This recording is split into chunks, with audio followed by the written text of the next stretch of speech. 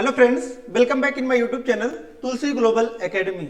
आज के इस वीडियो लेक्चर में हम लोग भारत के एक नए वैकेंसी के बारे में बात करने जा रहे हैं, जो कि आपकी वैकेंसी रिलीज किया गया है डीआरडीओ के द्वारा। ठीक है, यहाँ पर आप देख सकते हैं डीआरडीओ के द्वारा यह आपका वैकेंसी रिलीज किया गया है।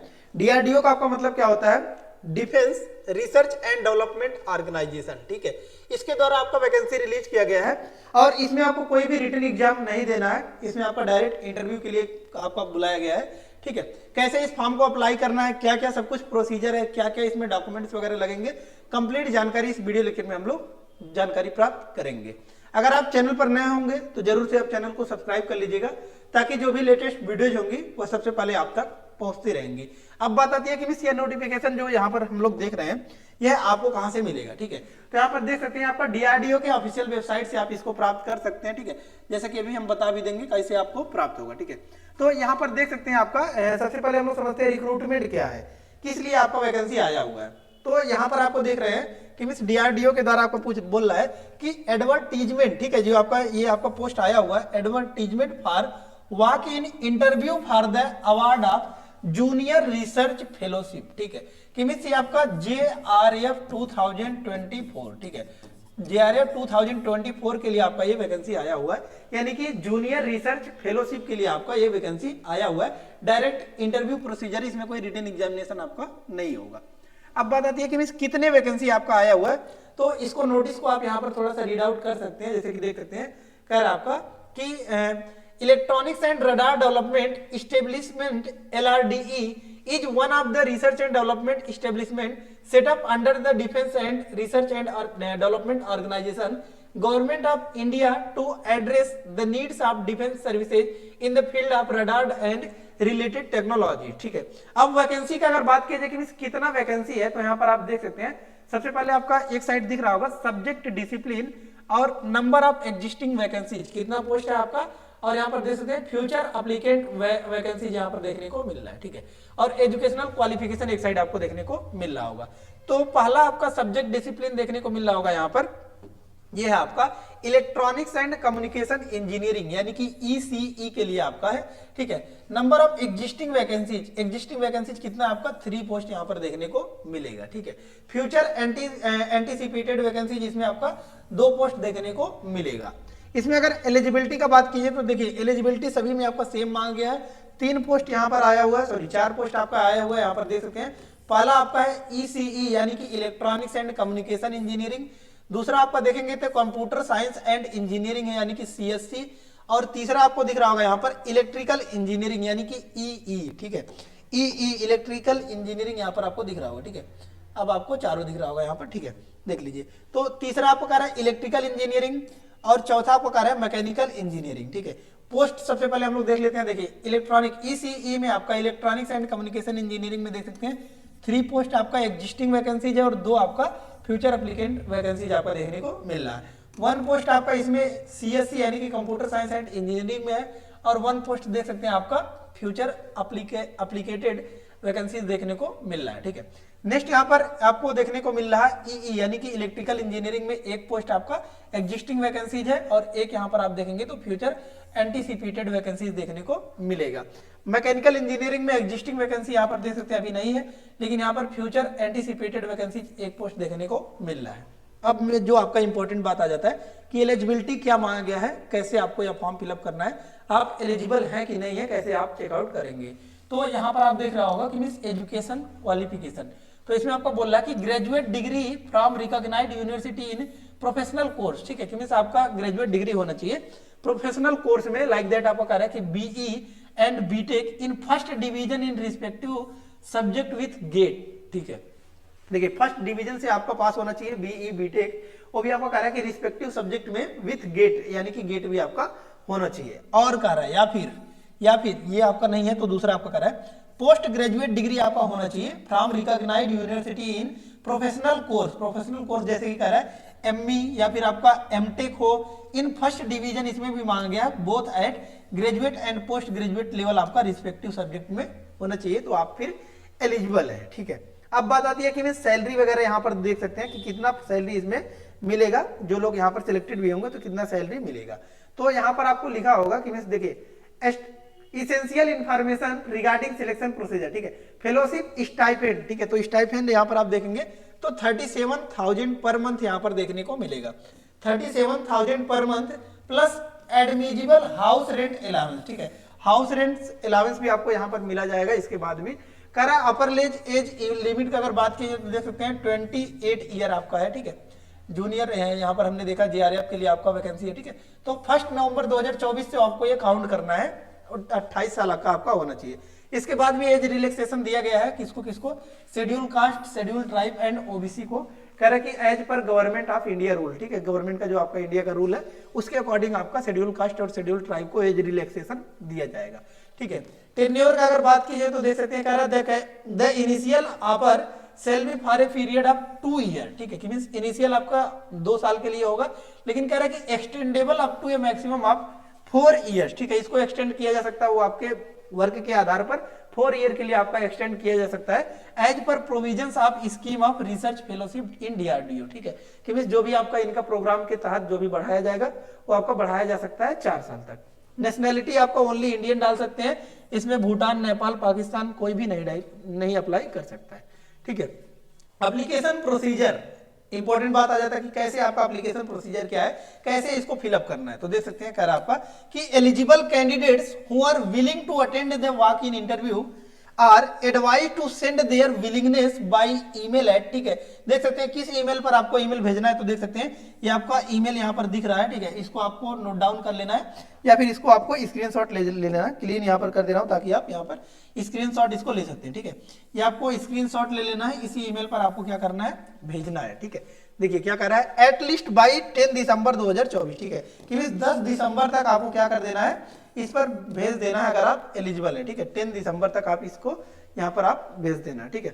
The subject field of the email must contain application for the post of GRF subject, ठीक है। तो अभी हमने देखा है जीआरएफ सब्जेक्ट मतलब आपको क्या था, तो यहाँ पर हमने देखा, ठीक है, क्या है आपका जूनियर रिसर्च फेलोशिप, ठीक है, जूनियर रिसर्च फेलोशिप यहाँ पर हमने बताया है कि जूनियर रिसर्च फेलोशिप के लिए आपका यह वैकेंसी आया हुआ, ठीक है। अब जो इंपॉर्टेंट नोटिस आपका आ जाता है कि मींस इंटरव्यू आपका कब होगा, ठीक है, तो यहां पर आपको दिख रहा होगा इंटरव्यू कब आपका कंडक्ट कराया जाएगा। तो पहला आपको कह रहा है कि 12 दिसंबर को आपका कौन सा होगा, ईसीई डिसिप्लिन, ठीक है, 12 दिसंबर को आपको कौन सा होगा, ईसीई डिसिप्लिन, और बाकी सभी आपका आता है वो 13 दिसंबर को, ठीक है। तो ये क्या है इसके बारे में थोड़ा सा हम लोग समझ लेते हैं। देखिए हमने बताया कि 4 आपका आया हुआ है, ठीक है, तो देखिए पहला जो आपका है ये इसका इंटरव्यू, ठीक है, ईसीई का, यानी कि देख सकते हैं इलेक्ट्रॉनिक्स एंड कम्युनिकेशन इंजीनियरिंग, ठीक है, इसका जो आपका इंटरव्यू होगा ये आपका कब है, ये आपका होगा कब, 12 दिसंबर, ठीक है, कब होगा आपका 12 दिसंबर, ठीक है, 12 दिसंबर। यहाँ पर आप देख सकते हैं यही आपका ईसीई का रहा है, ठीक है, ये जो आपको दिख रहा है ईसीई, ठीक है, तो देख सकते हैं 12 दिसंबर को आपका ईसीई का होगा, ठीक है, 12 दिसंबर को आपका ईसीई का आपका होगा, और बाकी जो बच रहे हैं, ठीक है, ये तीनों आपके ये कब होंगे, तो 13 दिसंबर को होंगे, ये आपको याद रखना है, ठीक है। इलेक्ट्रॉनिक्स एंड कम्युनिकेशन इंजीनियरिंग का आपका 12 दिसंबर को है, और बाकी जो आपके बच रहे हैं ये आपका ईसीई, सीएसई यानी कि कंप्यूटर साइंस एंड इंजीनियरिंग, और electrical engineering EE, mechanical engineering, ये सभी के आपका 13 दिसंबर को इंटरव्यू देखने को मिलेगा, ठीक है, 13 दिसंबर को।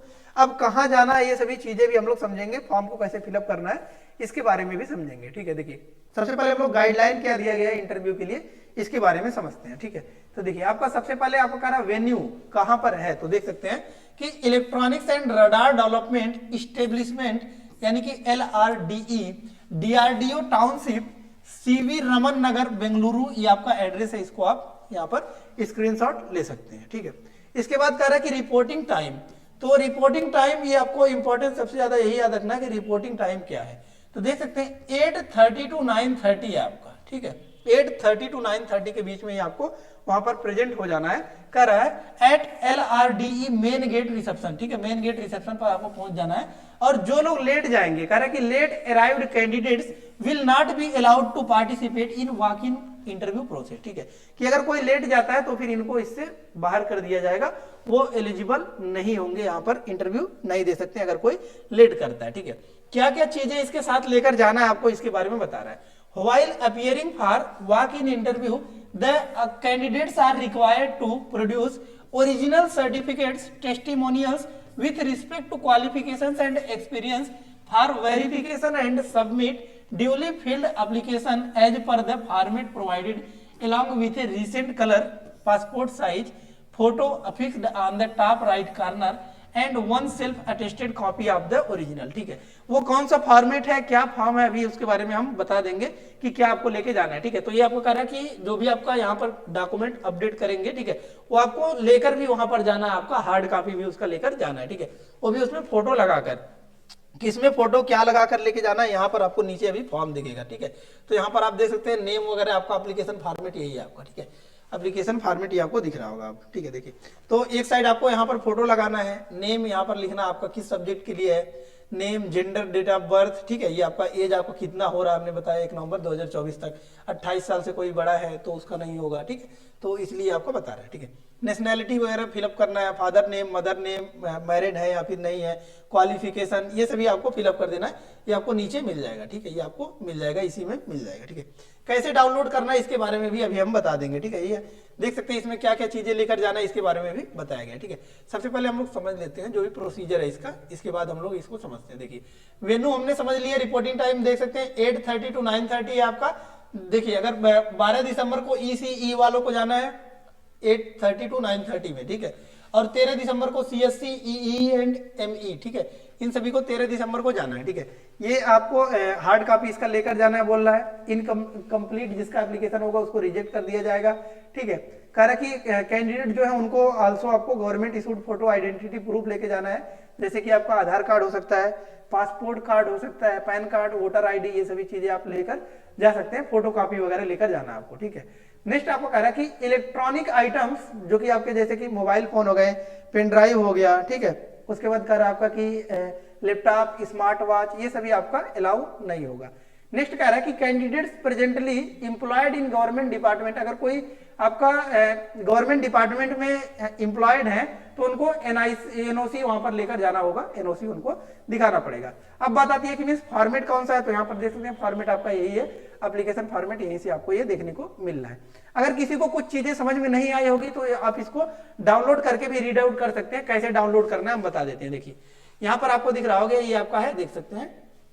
ठीक है, यहाँ पर आपको दिख रहा होगा कि DRDO का आपका गवर्नमेंट का ऑफिशियल वेबसाइट है। ये DRDO का गवर्नमेंट का ऑफिशियल वेबसाइट यहाँ पर देख सकते हैं, सर्च करेंगे तो आपके सामने कुछ इस टाइप का इंटरफेस देखने को मिलेगा। ठीक है, तो इसमें आप सेकंड नंबर पर देखेंगे तो ये आपका सेकंड नंबर पर जो आपका वैकेंसी आया JRF के लिए हमने बताया। ठीक है, जूनियर रिसर्च फेलोशिप के लिए आपका यही आपका ये पोस्ट है, इसी के लिए आपको हमने बताया। ठीक है, तो ये आपका सेकंड नंबर पर जो पोस्ट है इसी में के बारे में हमने बताया, जूनियर रिसर्च फेलोशिप के यहाँ पर देखते हैं। और एडवर्टीजमेंट एंड एप्लीकेशन फॉर्म यही है आपका, जो अभी हम रीड कर रहे थे, इसी पर आप क्लिक करेंगे तो डाउनलोड हो जाएगा, इसमें आप रीड आउट कर सकते हैं। ठीक है, ये आपका कब इशू किया गया है तो देख सकते हैं 20/11/2024। ठीक है, यानी कि 20 नवंबर को आपको यह इशू किया गया था। कब? 20 नवंबर को आपका इशू किया गया था। लास्ट डेट हमने देखा कि 10 दिसंबर तक आप इस फॉर्म को अप्लाई कर सकते हैं। ठीक है, और कैसे क्या प्रोसीजर था वो सब चीजें हमने समझ ली। ठीक है, फॉर्मेट में आपको उसको सब कुछ हमने बता दिया। आई होप सभी डाउट्स आपका क्लियर हो गया होगा, लेकिन इसके बावजूद भी कोई डाउट्स है आपका तो कमेंट बॉक्स में कमेंट पुट अप कर सकते हैं, और इसको डाउनलोड करके आप रीड आउट भी कर सकते हैं। ठीक है, कोई भी आपको PDF वगैरह चाहिए तो टेलीग्राम चैनल से भी जाकर जुड़ सकते हैं, जिसका लिंक हमने डिस्क्रिप्शन बॉक्स में दे दिया है। सो धन्यवाद, मिलते हैं नेक्स्ट वीडियो में नेक्स्ट लेक्चर के साथ, तब तक के लिए धन्यवाद, जय हिंद। चैनल को जरूर से सब्सक्राइब कर लीजिएगा ताकि जो भी लेटेस्ट वीडियोज होंगी वो सबसे पहले आप तक पहुंच जाएंगी। धन्यवाद।